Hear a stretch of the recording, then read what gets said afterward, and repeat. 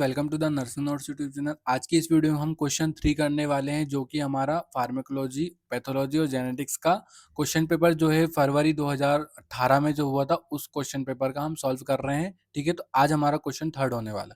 तो question third के अंदर भी 4 क्वेश्चन है, वो देखते हैं हम कौन कौन से ABCD करके।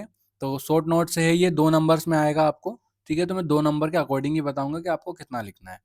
तो सबसे पहला क्वेश्चन है, स्टेट एनी 4 एंटी ट्यूबरकुलाइन ड्रग। तो आपको 4 ड्रग बताना है, 2 नंबर में आपसे पूछा गया है। तो 4 ड्रग में आपको सबसे पहला ड्रग लिखना है आइसोनियाजिड, जिसको INH के नाम से भी जाने जाते हैं। ठीक है, तो आइसोनियाजिड, रिफाम्पिसिन सेकंड हो गया, पायराजिनामाइड थर्ड हो गया, और फोर्थ हो गया इथाम्ब्यूटोल। ठीक है, ये 4 ड्रग्स जो होते हैं वो प्राइमरी के अंदर आते हैं, एंटी ट्यूबरकुलाइन के अंदर। ठीक है, सबसे पहले जो ड्रग दिया जाता है वो आइसोनियाजिड होता है। देन अदर के अंदर स्ट्रेप्टोमाइसिन, इथियोनामाइड और PAS केनामाइसिन, ये जो अदर ड्रग्स आते हैं वो इसमें आते हैं। ठीक है, आप तो 2 नंबर के अंदर में आपको इतना ही लिखना है। बी में हम देख लेते हैं, तो name any 4 common side effect of antihistamine drugs. ठीक है, तो एंटीहिस्टामिन क्या होता है, ये आप हमारी प्रीवियस वीडियो में जाके देख सकते हैं।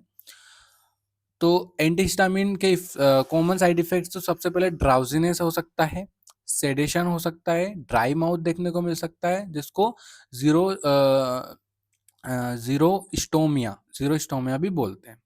ब्लड विजन देखने को मिल सकता है और कॉन्स्टिपेशन देखने को मिल सकता है। ठीक है, आपसे 4 कॉमन साइड इफेक्ट्स पूछा है, तो 4 कॉमन साइड इफेक्ट्स में इतना ही लिखना है आपको। अगर अदर में लिखना चाहे तो यूरिनरी रिटेंशन हो सकता है, डिजीनेस हो सकता है और हाइपोटेंशन हो सकता है। ठीक है, क्या क्या हो सकता है, ड्राउजीनेस, सेडेशन हो सकता है, ड्राई माउथ हो सकता है, ब्लड विजन देखने को मिल सकता है, कॉन्स्टिपेशन हो सकता है। ठीक है, इतना 2 नंबर में इतना ही लिखना है आपको।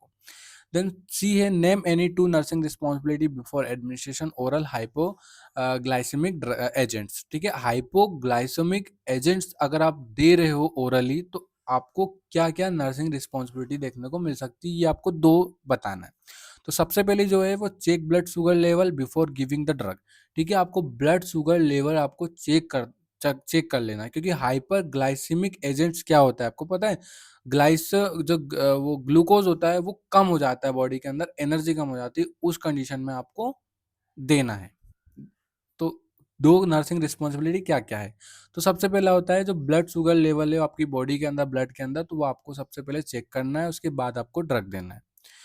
सेकेंड है, ensure the patient has taken food to avoid hypoglycaemia. ठीक है, इंश्योर करना है पेशेंट को कि वो ऐसा फूड खा रहा है कि जो अवॉइड हाइपोग्लाइसीमिक हो रहा है, मतलब ठीक है, आपको जैसे आपने उसको ड्रग दिया, हाइपोग्लाइसेमी अगर हो रहा है इसको, तो अपने ओरली आपने ड्रग दिया, तो आपको इंश्योर करना है कि पेशेंट फूड के साथ खा रहा है कि नहीं खा रहा है। ये आल्सो चेक फॉर एलर्जीज। ठीक है, आपको एलर्जी भी चेक करना है, ड्रग इंट्रेक्शन भी चेक करना है, साथ साथ एजुकेट करना है पेशेंट को अबाउट डाइट कॉम्प्लिकेशन। ठीक है, आपको डाइट कॉम्प्लिकेशन क्या क्या है ये पेशेंट को भी एजुकेट करना है। वैसे 2 पूछा है तो आप 2 लिख सकते हो, लेकिन अगर आप लिखना चाहे तो साथ में 3-4 पॉइंट्स भी लिख सकते हैं एग्जाम में। ठीक है, फोर्थ हमारा जो क्वेश्चन है, व्हाट आर ब्रोंकोडाइलेटर्स। ठीक है, ब्रोंकोडाइलेटर्स क्या है, ये 2 नंबर में आपसे पूछा है। तो डेफिनेशन देख लेते हैं, तो drug that cause relaxation of bronchial smooth muscle and widen the air passes, thereby relieve bronchospasm and improving airflow। Bronchodilators क्या होता है, ब्रोंकोडाइलेटर्स ऐसे ड्रग्स होते हैं जो ब्रोंक्यूल्स होते हैं हमारे लंग्स के अंदर, उनको डायलेट करने का काम करते हैं, उसको ब्रोंकोडाइलेटर्स कहा जाता है। डेफिनेशन क्या बोल रही है, डेफिनेशन ये बोल रही है, ड्रग दैट कॉज, ऐसे ड्रग जो कोज करते हैं relaxation of bronchial smooth muscle. जो ब्रोंकियल स्मूथ मसल्स होते हैं ना, उनको रिलैक्स कर देते हैं, जैसे कॉन्ट्रैक्ट होते हैं पहले तो उनको रिलैक्स कर देते हैं, उसी कंडीशन को डायलेशन कहा जाता है। एंड विडन, विडन मतलब चौड़ा करना, एयर पासेज, जो जहां से एयर अंदर जाती है बाहर जाती है, जैसे ऑक्सीजन अंदर जा रही है, कार्बन डाइऑक्साइड बॉडी के अंदर बॉडी से बाहर निकल रहे, तो उसको विडन कर देगा, मतलब चौड़ा कर देगा। They are by relieving bronchospasm. ठीक है, रिलीव कर देता है bronchospasm and improving air flow को इंप्रूव कर देता है। कौन कौन से एग्जाम्पल होते हैं, तो बीटा एगोनिस्ट होते हैं सल्ब्यूटामोल और टेरब्यूटालिन। ये 2 ड्रग्स होते हैं बीटा एगोनिस्ट के अंदर। एंटीकोलिनर्जिक्स में हाइपराट्रोपियम ब्रोमाइड होता है, और जेंथियाथिन्स के अंदर थियोफाइलिन, ये जो ड्रग्स होते हैं वो ब्रोंकोडायलेटर्स होते हैं। ठीक है, ये 2 नंबर्स में आपको इतना लिखना है। फिफ्थ है हमारा succinyl Colin and it's uses. ठीक है, क्या होता है सक्सिनाइल कोलिन और इसके यूजेस क्या क्या है।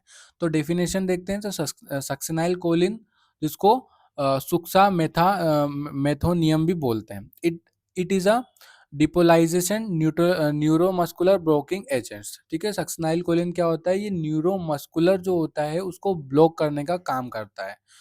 Produce short acting muscle relaxation by persistent depolarisation of neuromuscular junction. ठीक है, प्रोड्यूस कर देता है, ये शॉर्ट एक्टिंग में काम करेगा और क्या कर देता है, जो मसल्स होते हैं उनको रिलैक्सेशन में हेल्प कर देता है सक्सिनाइल कोलिन। एंड ठीक है, सक्सेनाइल कोलिन क्या है, एक प्रकार का ड्रग है जो न्यूरोमस्कुलर ब्लॉकिंग एजेंट है। ठीक है, ये क्या करता है, मसल रिलैक्सेशन में हेल्प करता है, जो भी कम समय के लिए, शॉर्ट एक्टिंग के लिए। ठीक है, जो कहाँ यूज होता है, न्यूरोमस्कुलर जंक्शन में यूज होता है। अब यूजेस देख लेते हैं। तो to produce muscle relaxation during endotracheal intubation. ठीक है, जो एंडोट्रेकियल इंट्यूबेशन जब होता है उस कंडीशन में मसल रिलैक्सेशन में हमें सक्सेनाइल कोलिन किसी पेशेंट को देते हैं। During short surgery procedure. ठीक है, जब शॉर्ट सर्जरी प्रोसीजर होता है उस कंडीशन में सक्सेनाइल कोलिन का यूज होता है। लाइक फ्रैक्चर हो गया है किसी को ज़्यादा, मतलब जैसे पैर में फ्रैक्चर हो गया तो उस कंडीशन में भी सक्सेनाइल कोलिन दिया जाता है। रिडक्शन में भी फ्रैक्चर रिडक्शन में, और एंडोस्कोपी, अगर एंडोस्कोपी हो रही है, ठीक है, इंटेस्टाइनल की एंडोस्कोपी हो रही है तो उस कंडीशन में भी हम सक्सेनाइल कोलिन पेशेंट को देते हैं as an adjuvant in general anaesthesia. ठीक है, जनरल एनेस्थीसिया में भी ये काम आता है। ठीक है, तो 2 नंबर में इतना ही आपको लिखना है। Thank you guys. अगर आपको वीडियो अच्छी लगी हो तो वीडियो को लाइक करके चैनल को सब्सक्राइब जरूर करें और बेल आइकन को जरूर दबाएं। और नेक्स्ट वीडियो हम बहुत जल्दी लाएंगे। Thank you.